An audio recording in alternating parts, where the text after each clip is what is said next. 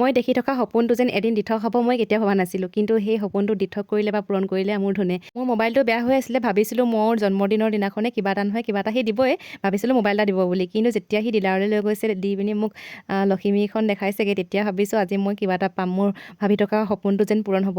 সেইদিনাখন মোৰ সপোনটো পূৰণ হৈছে যদিও কিন্তু সপোনেই লাগি আছিল। বুজাব নোৱাৰা সুখ, আপোনালোকক কেনেকৈ বুজাম।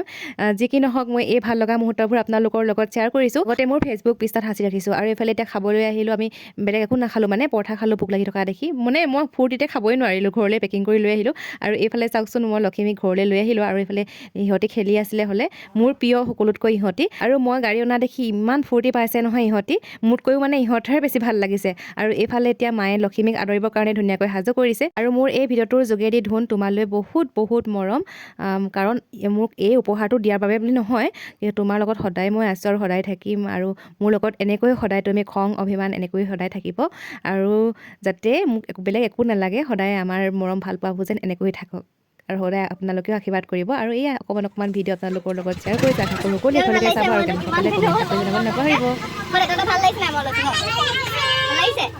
মই স্কুটি লৈছে, এটা ভাল লাগিছে বোলে দেই, কেনে উঠিবলৈ পাব আকৌ এটি। আগতে এক মই হেৰি বাইকত লৈ নাযাওঁ, হেৰি হ'ল ডক্টৰ আছিলে, বাইকত লৈছিল ন। মিঠা খাবি।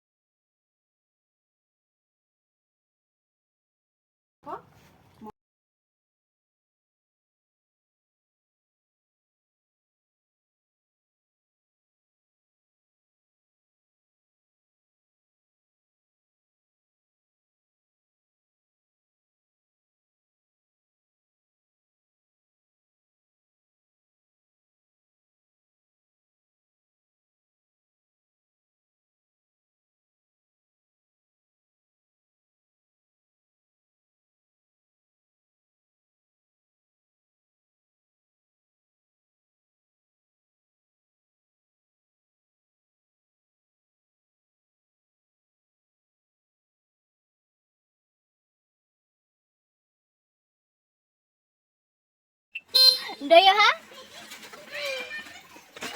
মই স্কুটি আনিছো, আমাৰ পোৱালি যে দৌৰি আহিছে দেখিছে চাব।